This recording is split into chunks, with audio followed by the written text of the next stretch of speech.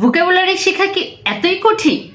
একদমই কঠিন না। খুব সহজে ডেইলি তুমি 2 থেকে 3টা শব্দ বাছাই করো।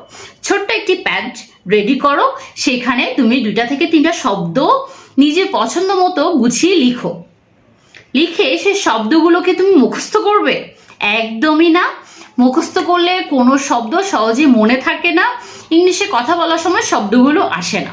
তাহলে তুমি কিভাবে মনে রাখবে? অবশ্যই তুমি এই শব্দগুলোকে ব্যবহার করবে। কিভাবে?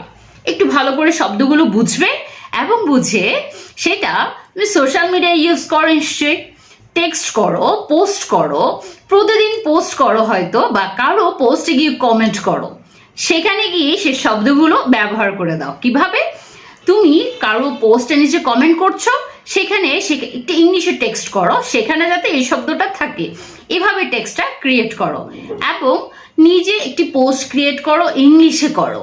ইংলিশে করলে রিটেন পার্টটাও ডেভেলপ হবে এবং যে শব্দগুলো শিখেছো সেই শব্দটা সেখানে অ্যাপ্লাই করবে।